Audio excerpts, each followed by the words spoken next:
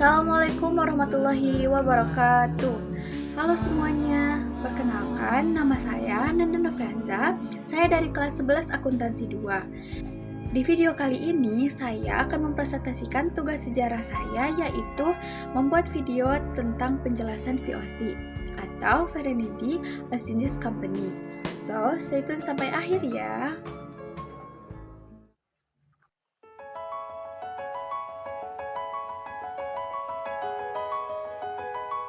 Jadi, VOC atau Verenigde Ostindische Compagnie adalah perusahaan dagang Belanda yang didirikan pada 20 Maret 1602. Perusahaan ini memiliki hak istimewa dari pemerintah Belanda untuk melakukan monopoli perdagangan di wilayah Asia, termasuk Indonesia.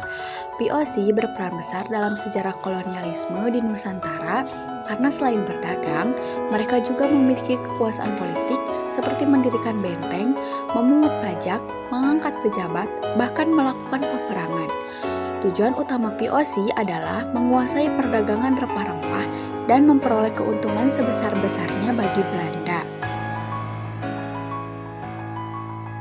Adapun latar belakang VOC, yaitu VOC didirikan pada 20 Maret 1602 oleh Belanda dengan tujuan menghindari persaingan antar pedagang Belanda serta memaksimalkan keuntungan dari pedagang rempah-rempah di Asia. Saat itu, Belanda ingin menguasai jalur perdagangan rempah-rempah di Nusantara setelah melihat keuntungan besar yang diperoleh oleh Portugis dan Spanyol. Kemudian ada hak istimewa VOC atau hak oktrooi. VOC diberi hak istimewa oleh pemerintah Belanda yang disebut hak oktrooi. Hak ini meliputi monopoli perdagangan di Asia, hak untuk mendirikan benteng dan pasukan, mencetak mata uang sendiri, mengadakan perjanjian dengan raja-raja lokal, serta mengangkat pejabat di wilayah kekuasaannya. Lalu ada tujuan utama VOC, yaitu menguasai produksi dan perdagangan rempah-rempah di Asia, menghapus persaingan dagang antar pedagang Belanda, serta mencari keuntungan sebesar-besarnya untuk kepentingan Belanda. Kemudian ada beberapa tokoh penting VOC di Nusantara, antara lain Jan Pietersz Jonkheim, Gubernur Jenderal VOC yang dikenal dengan politika agresifnya, dan Cornelis de Houtman, pelopor ekspedisi Belanda ke Nusantara. Kemudian ada kebijakan VOC di Indonesia.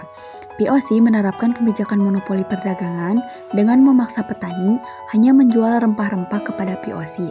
Mereka juga melakukan ekstirpasi, yaitu pembinasaan tanaman rempah di luar kontrol VOC agar harga tetap tinggi, serta mengadakan perjanjian dengan raja-raja lokal untuk membatasi kebebasan kerajaan Nusantara. Lalu ada kejayaan VOC. Pada masa kejayaannya, VOC berhasil menguasai jalur perdagangan rempah di Maluku, Jawa, dan wilayah lain.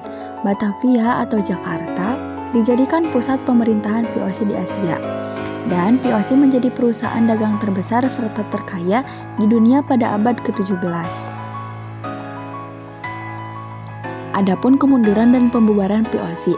Kemunduran VOC disebabkan oleh korupsi internal, biaya perang yang tinggi, serta persaingan dagang internasional yang semakin ketat. Akhirnya, VOC resmi dibubarkan pada 31 Desember 1799 dan semua asetnya diambil alih oleh pemerintah Belanda. Adapun yang terakhir yaitu dampak VOC di Indonesia. Dampak positif VOC di Indonesia adalah pengenalan sistem administrasi modern di beberapa daerah.